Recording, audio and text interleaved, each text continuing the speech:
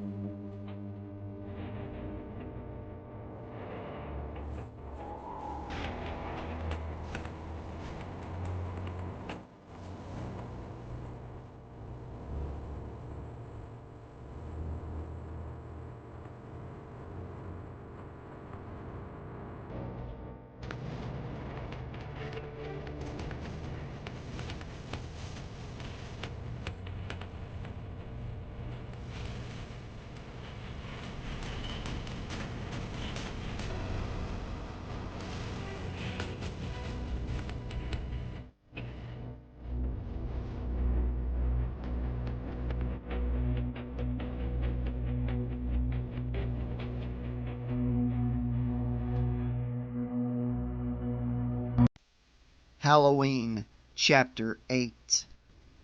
And the book ends, but what Samuel is really talking about here is fate. Mrs. Frederick shut the book with a thump, then went to the blackboard and with the side of a piece of chalk wrote the word fate in large bold letters. She then wrote the name Rollins in smaller letters about 3 feet away from fate and connected the two with 4 arrows going from Rollins to fate, one of them direct, the other 3 describing large arcs. Laurie had not been paying much attention to the morning lessons, for her mind kept drifting to the image of a 6-year-old boy with a gleaming butcher knife plunging it again and again into the softness of her body. Her legs were crossed and she squeezed her thighs tightly together to keep the imagined blade from making its most horrifying thrust of all. She looked down at her notebook and realized the symbolism of the doodles she'd been making absently during the teacher's exposition of the novel. A dagger-shaped arrows penetrating a valentine-like heart. Perhaps that was why she sat up attentively when she noticed the arrows Mrs. Fredericks had drawn on the blackboard. They all extended from Rollins and all went in different directions. Yet all ultimately arrived at fate. "You see," Mrs. Fredericks amplified, "fate caught up with several lives here, no matter what course of action Rollins took. He was destined to meet his own fate. His own day of reckoning, have you? The idea is that destiny is very real, concrete thing that every person has to deal with." She emphasized this by stabbing at the word fate 5 times in rapid succession with the chalk until it snapped. 2 or 3 students giggled, but Laurie drew her breath in sharply. She mused about fate. Suppose it was my fate to die like Judith Myers. No matter which way I ran, no matter what I tried, that blade would be waiting for me. Gosh, that couldn't be my fate. I'm too young, I'm too nice. But Judith Myers was young and probably no less nice than I. It was just her destiny, that's all. It had been determined by God a million years ago that on October 31st, 1963, Judith Myers would be horribly murdered. But why would God do a thing like that to a nice girl? God wouldn't do anything evil like that, would he? We were taught in Sunday school that... And her mind wandered dreamily over these solemn questions. She then noticed a station wagon parked on the street. Behind the wheel, gazing into her classroom, gazing, it seemed, directly at her, was a man. At least she thought it was a man. He was dressed as far as she could make out in dark khaki mechanics coveralls.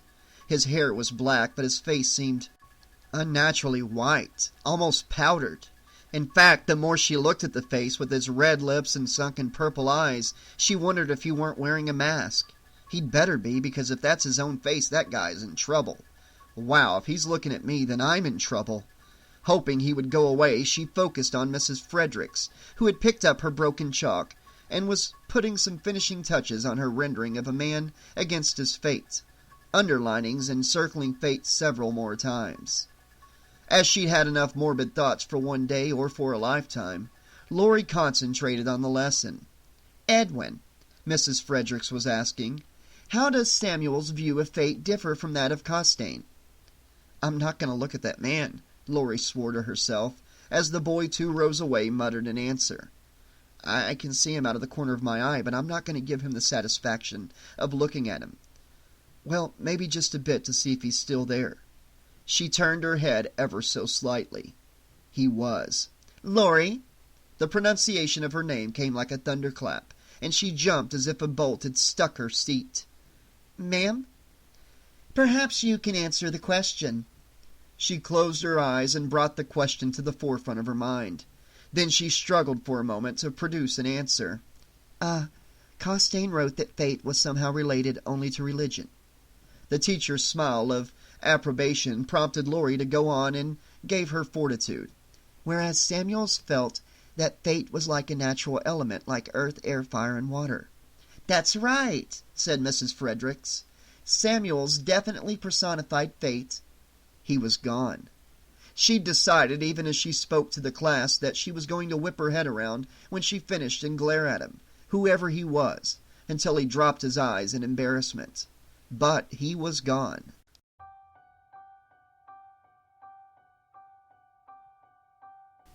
He was back.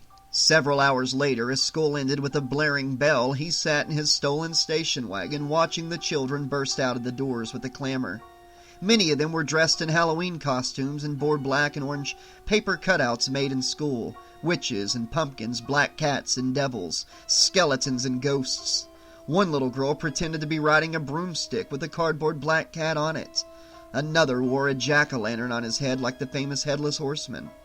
After a while, 4 boys emerged, one of them bearing a pumpkin so large he swayed from side to side like an overburdened burro. The other 3 were pushing him back and forth and taunting him. The boy they were bullying was the same one that had been talking to the pretty blonde girl this morning. "Leave me alone," the boy was pleading. They wiggled their fingers in his face.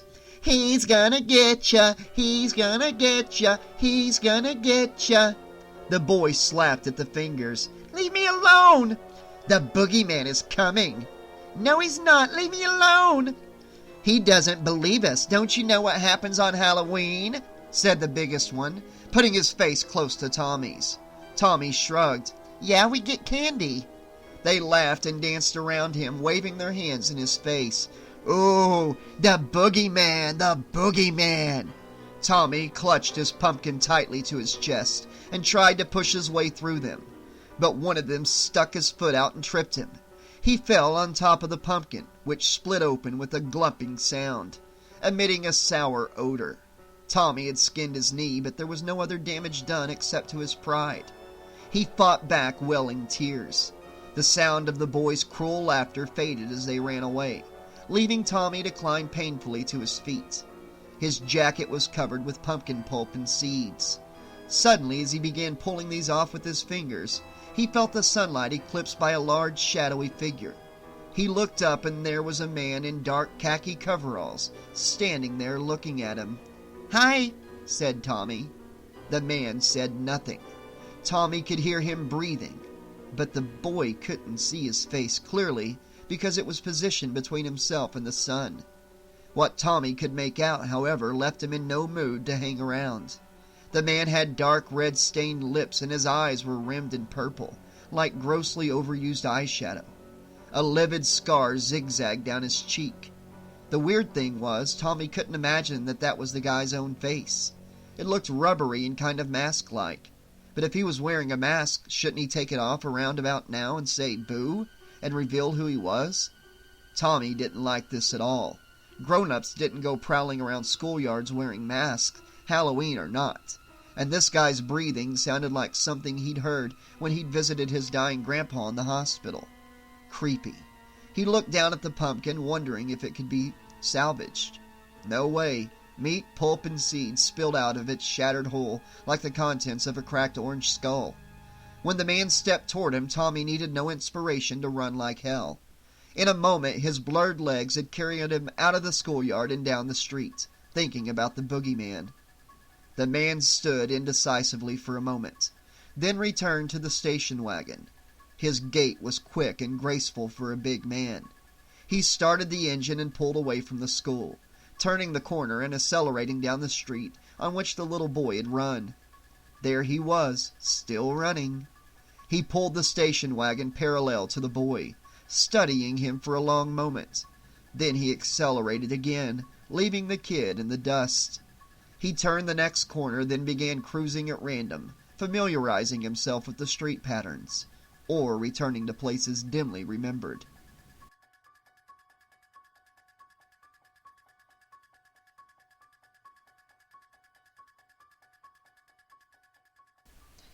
"It's totally insane," the leggy blonde was saying. Her hands flew out in a wild gesture, making Laurie laugh. Linda always made Laurie laugh. Just about everything the girl was, everything she did, was so alien to Laurie's thinking and behavior that Linda was like a visitor from another planet. Whereas Laurie's beauty was modestly contained in quiet clothing and hairstyle, Linda wore skin-tight jeans and sweaters and bright ribbons in her hair that virtually shouted sex, here, to anyone with eyes to see. Linda had never learned to moderate her voice, so everything she said was an announcement or a declaration, supported by gesticulating hands that never seemed to be burdened by such impediments as books or schoolwork. The girl's friends had unanimously elected her president of the In-Style Word of the Month Club. Linda was a lightning rod for trendy phrases, which she used to exhaustion for a month, then dropped from her vocabulary forever, to everyone's immense relief. 3 months ago it had been weird. 2 months ago gross. Last month she was calling everyone Jack. This month's word was totally. "It's totally insane. We have 3 new cheers to learn in the morning, the game in the afternoon. I get my hair done at 5 and the dance at 8. I'll be totally wiped out." "I think you have too much to do tomorrow," Laurie observed needlessly. Laurie sighed. "As usual, I don't have anything to do." "It's your own fault, and I don't feel sorry for you," Linda declared as they turned a corner onto a shady avenue. "Look at you, Laurie Strode. You dress like a fugitive from Miss Prudence's school for proper young virgins. Your hair is totally plain. You wear no makeup at all, no eyeshadow, not even lipstick. If you're hoping to catch a boy, forget it. You couldn't catch a frog the way you look." "Thanks a lot." "Don't get insulted. You know perfectly well how pretty I think you are. But you go around like being pretty is embarrassing. I don't think anyone in Haddonfield knows if you have any boobs. You're always hiding them behind a stack of books that would bring a sumo wrestler to his knees, for God's sake. And that walk!" Laurie was shaking with laughter. "Enough! That walk!" Linda shouted her down, really warming to the subject. "With all those books and bags, you look like a drunken mountain goat with an injured—" "Hey, Linda, Laurie!" They didn't have to turn around to recognize Annie's strident voice, which Linda had characterized once as so sharp it could shatter a hero sandwich. Their inseparable friend slid between them, and their pace doubled.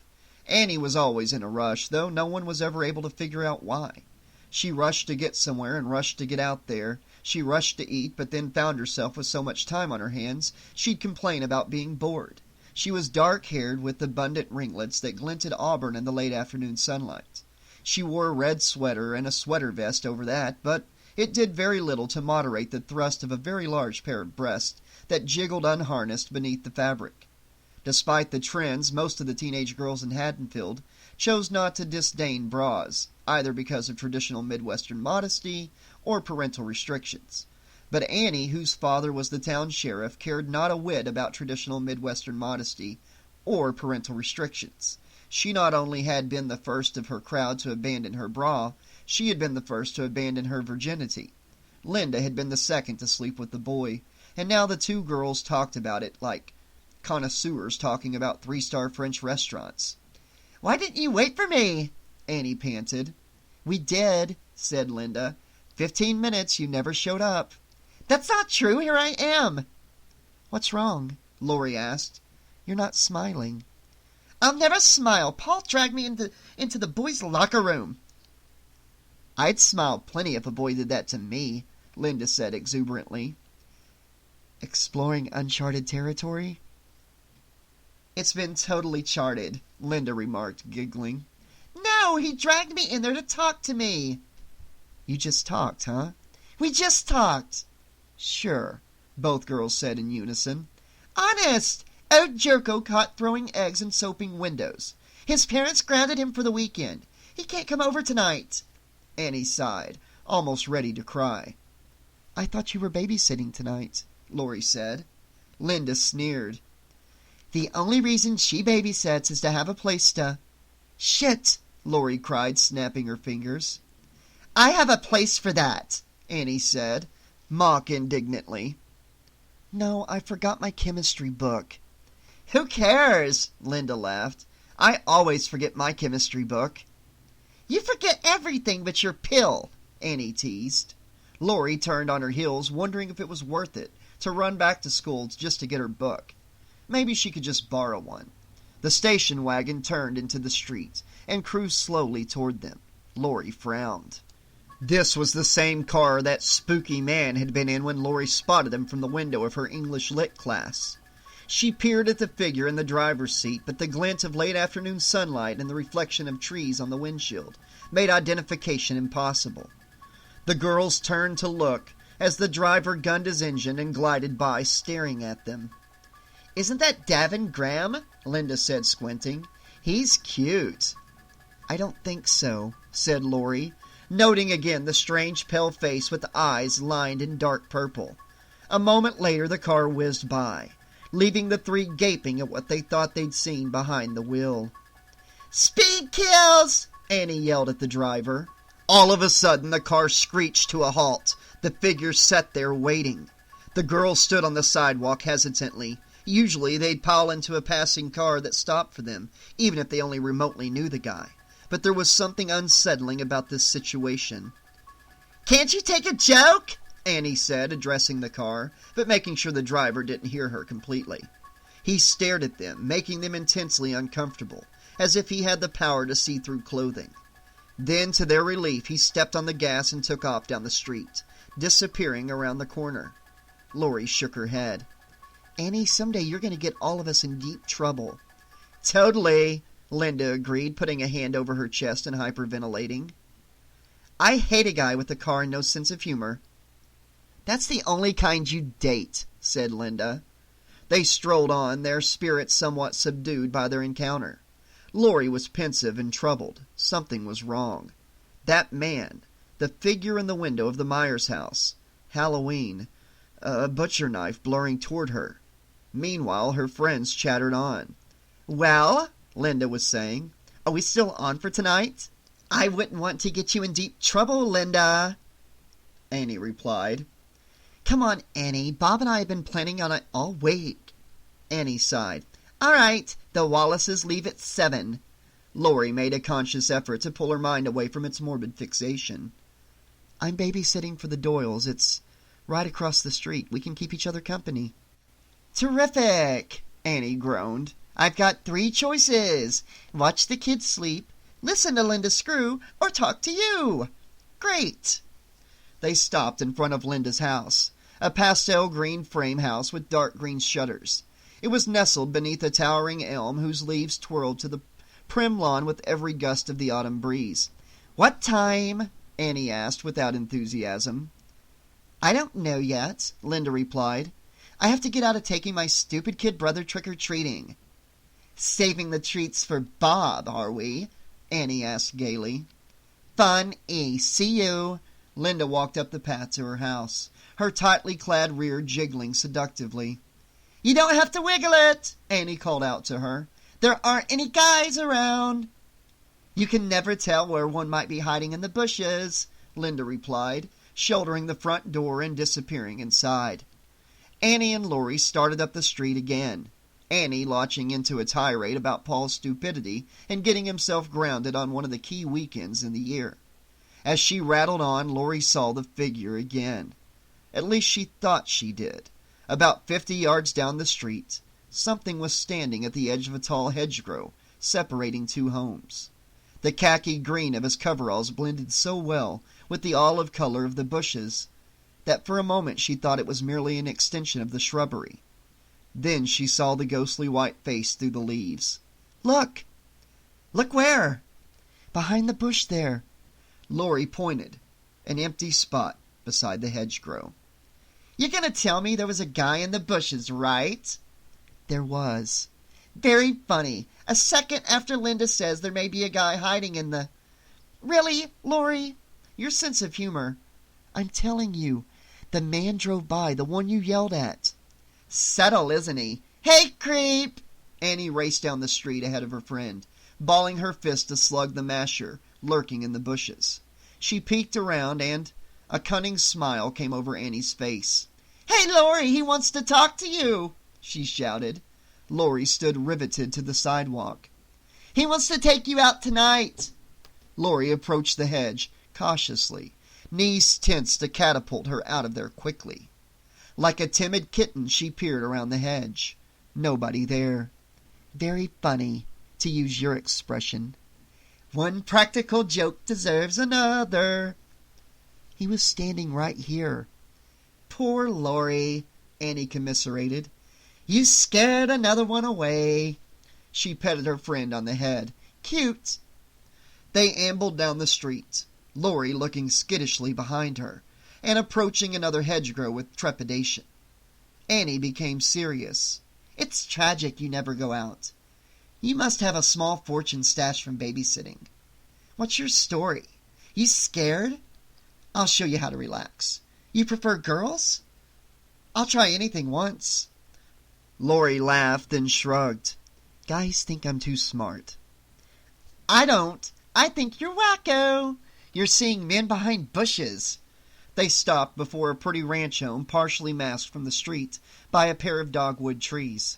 Well, home sweet home. I'll see you. Okay, bye. I'll call you or you call me. Right, said Laurie, approaching the last privet hedge on the street with stilled legs. She leaned around it inch by inch. Nobody.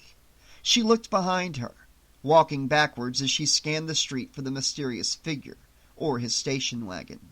Suddenly a hand gripped her arm. She screamed, dropping her books. She tried to run, but the hand clutched her arm too tightly. Over her right shoulder she caught the shadow of a big man. Vaguely remembering some judo moves her gym teacher had taught her class for warding off would-be rapists, she shifted her weight, grabbed the man's wrist, and stuck her leg between his. She started to roll forward. "Ah!" she groaned, as the man stood his ground effortlessly. Momentarily she expected to feel the cold steel of his blade plunging into her stomach or slicing across her throat. Then she noticed the color of his sleeve, navy blue. She relaxed and the hand released her. She whirled around and almost collapsed with relief in the arms of Sheriff Lee Brackett, Annie's father. The handsome, ruddy-faced man in the blue trooper's uniform laughed. "You won't win a black belt that way." Laurie sighed loudly. "Mr. Brackett, thank God." "You were maybe expecting the boogeyman?" "I don't know what I was expecting." "I'm sorry, honey. I didn't mean to startle you." "It's okay." "Well," he said, stooping to help her pick up her scattered books, "it's Halloween. I guess everybody's entitled to a good scare." "Yes, sir." "But look here. Next time someone comes up to you from behind like that, here's the way that throw is supposed to go." He stood in front of her and demonstrated the classic move. "For one thing, you use the wrong foot. No leverage that way. Here, put your books down for a second." Laurie set them down, then positioned herself in front of Brackett, who must have been 6'2" and close to 200 pounds. "I think I could toss an oak tree easier than I could budge you." She laughed nervously. "Some ancient Greek said, 'Give me a lever long enough and I can move the world.' It's all in leverage, you see." Laurie blinked. "I'm impressed. Where'd you learn about the ancient Greeks?" Brackett laughed. "You'd be surprised how smart dumb cops are. Now," he said, placing her in front of him, "put this foot here, grab me by the arms this way, then roll with your full weight. Whoa!" Laurie threw her hip out and tossed the big man over her shoulder onto the lawn. "Oh, Lord, I'm sorry, Mr. Brackett. I didn't realize." "Your own strength? That's the whole idea, I think," he added, raising himself to his feet and brushing himself off. "Well, now you're ready for the boogeyman." He stooped to pick up her books again. "Thanks, Mr. Brackett. Tell Annie I'll speak to her tonight." "You bet." Still dusting leaves off his uniform, he ambled on home. She turned into her street, reflecting on the day's strange occurrences. "Well, kiddo," she said to herself, "I thought you outgrew superstition." For a moment, before she stepped onto the flagstone path to her front door, she observed a group of kids parading down the street in their goofy store-bought costumes, and wondered where it had all started, these traditions. Witches, hobgoblins, pumpkins, and black cats. And she had to admit she knew no more about Halloween than she knew about judo throws. Less, since she knew at least how to throw one sheriff if he stood long enough. Dimly she realized that the celebration must harken back to the old times when evil was more respected in the world. She'd seen The Exorcist and The Omen, and she knew it was possible that evil and its incarnations, like ghosts, the devil, and witches, really existed. But she'd never met anyone who truly believed it, and deep down she certainly didn't believe it herself. But what had changed since the time when people were afraid to go into cemeteries and attended rituals to make the devil appear or chase the devil away? Had I ever known anything truly evil? She asked herself. Except for Mrs. Langholm's history test, Laurie couldn't think of a thing. Yes, there was one thing. Something genuinely wicked had happened in this very town 15 years ago, only a few blocks from where she now stood. There was no other way to describe the horror of a sweet little 6-year-old boy stalking up to the room of a pretty, ordinary teenage girl and running a long knife into her guts dozens of times. That was evil. There was no other word for it. With a shudder, she stepped into her home. "Hi, Mom, I'm home." "Hi, darling." Laurie went into the kitchen where her mother, a red-headed woman with the same angular slenderness of her daughter, was busy candying apples. Laurie unloaded her books on the kitchen counter and stretched her weary arms. She kissed her mother and dipped a finger in the apple glaze, touching it to her tongue. "Mom, have you ever known anyone evil?" Her mother cocked her head and looked at Laurie with arched eyebrows. "That's quite a question." "Well?"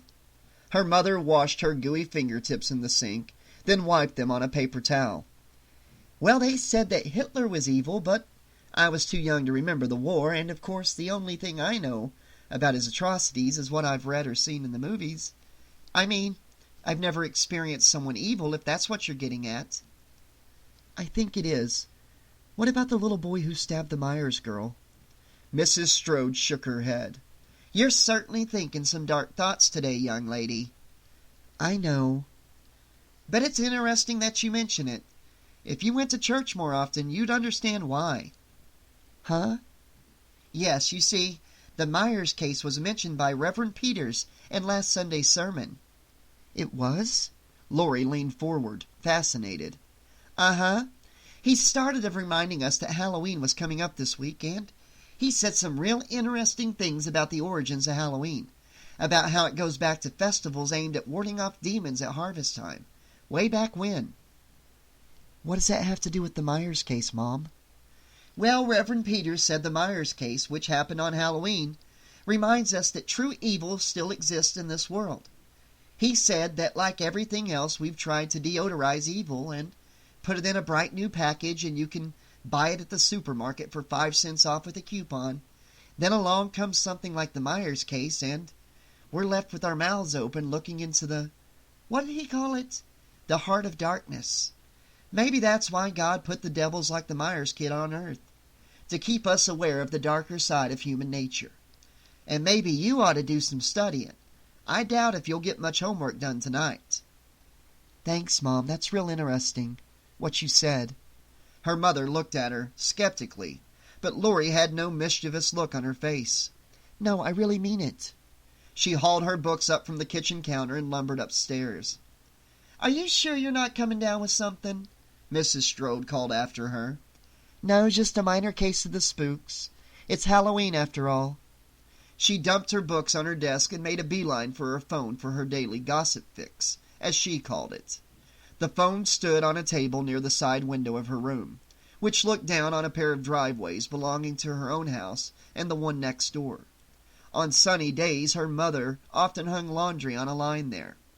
She looked idly out the window as she dialed 2 digits. Then she gasped and put the phone sharply back on its cradle. He was there. Partially masked by flapping sheets, he stood there looking up at her window. His face was flower white, his lips rouge red, his eyes dark and limitless. The texture of his skin was rubbery looking, but it was still impossible to tell if he was wearing a mask. Until this moment she had had a sneaking suspicion it might be Eddie Lester or Paul Seaham or one of those clowns who were always pulling practical jokes. And except April Fools when they worked overtime at it, if ever there was a day for practical jokes, Halloween was it. But no, this person was different. He was huskier than any of the guys at school, and there was something about the way he hung back instead of tearing off his mask, identifying himself and saying the joke was over, the way any normal prankster would. And this person was so elusive. You looked at him and he was there, but if you blinked he was gone. And that station wagon, she'd never seen it around, and she and her friends knew every car in town for sure. She'd noticed some kind of emblem on the door as it cruised past this afternoon. Next time it went by, she would look at it more carefully, or try to get the license number. But now he was gone. Biting her lip, she slammed the window down hard, rattling the sash, and locked it.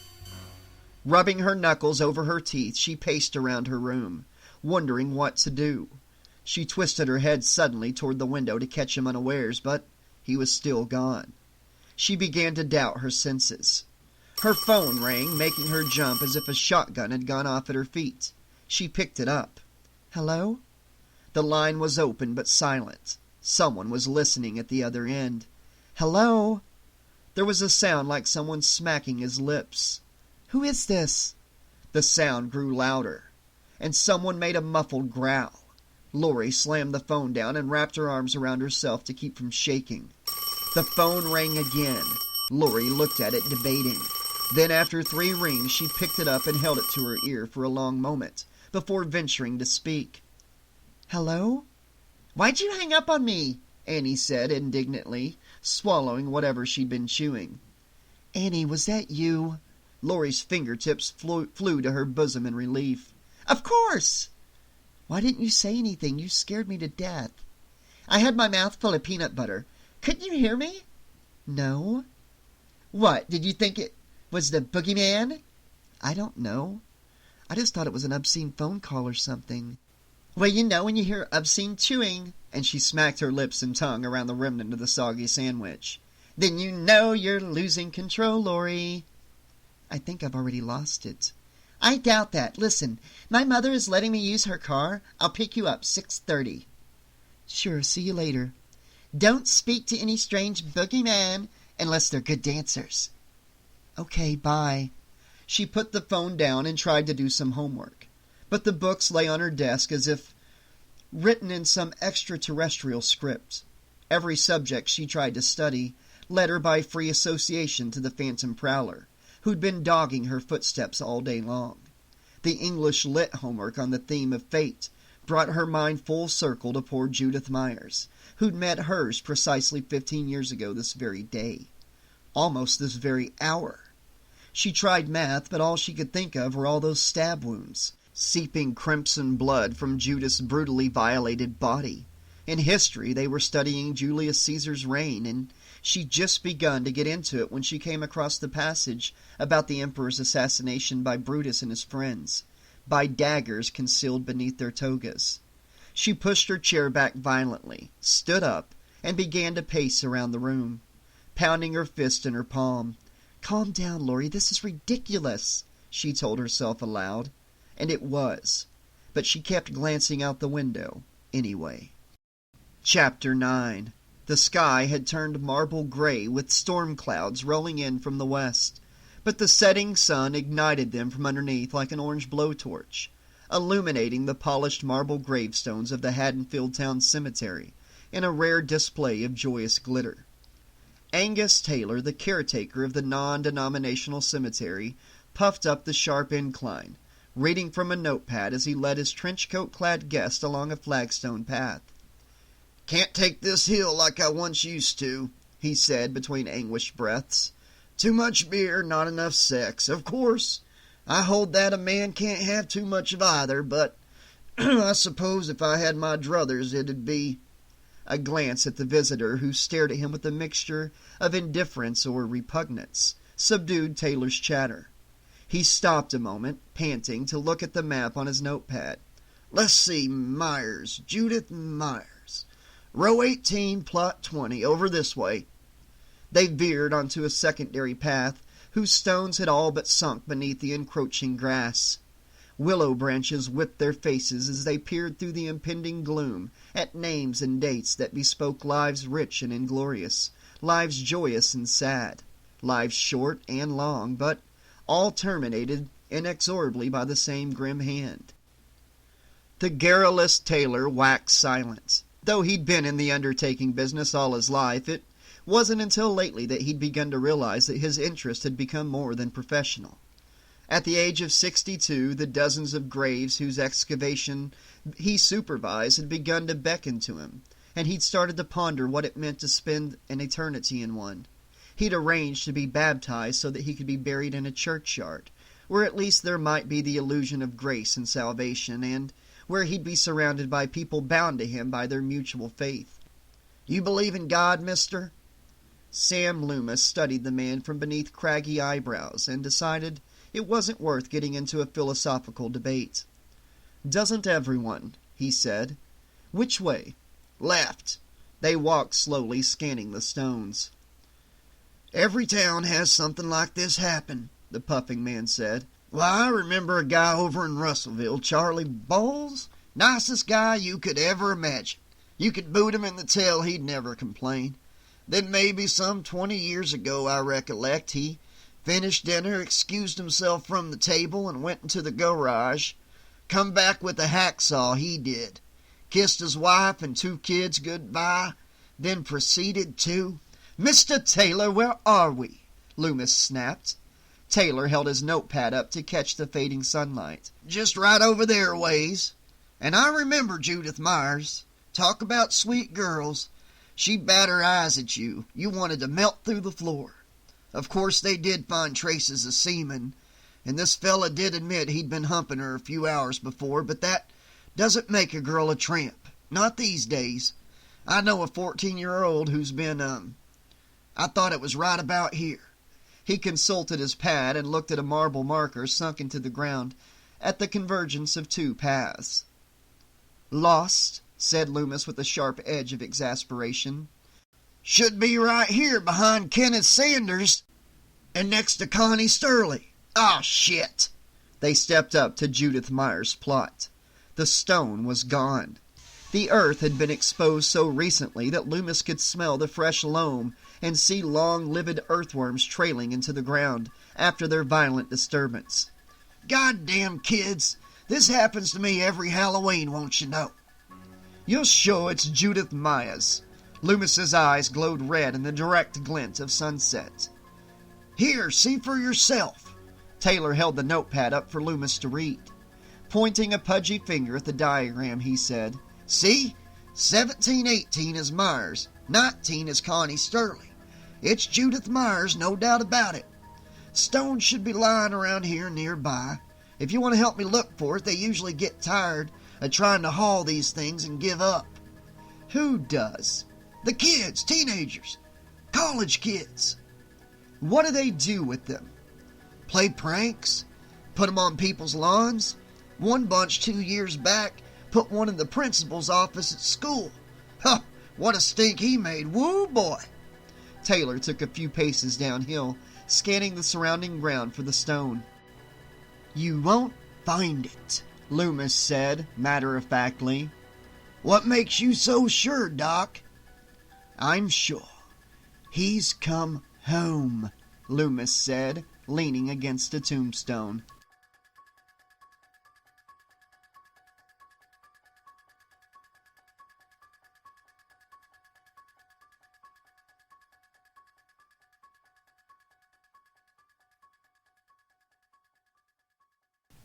Okay, Slashaholics, this has been chapters 8 and 9 of Halloween, the novelization by Curtis Richards.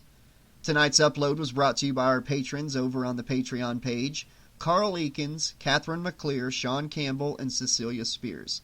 Thank you guys so much.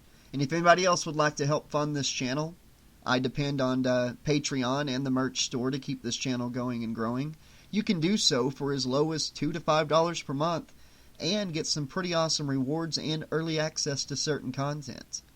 Now, as far as tonight's upload, guys, I'm noticing a lot of subtle differences in the book and the movie. Some big differences as well. But it's playing out pretty good. The creep factor of him stalking Laurie is working perfectly. Her friends not believing her, thinking she's overreacting, has her questioning herself, the normal tropes of a horror movie. And it's really working well on the page, just as it did in the movie. And I thought it ended perfectly tonight. Chapter 9 was short and sweet, but the way it ended with Loomis seeing the stone missing and the whole "he's come home" thing, just perfect. Couldn't have ended tonight's upload any better. I'll be back very soon with more of this awesome novelization. Until then, this has been your friendly neighborhood 80s slasher librarian saying thanks for listening, and I'll see you next time.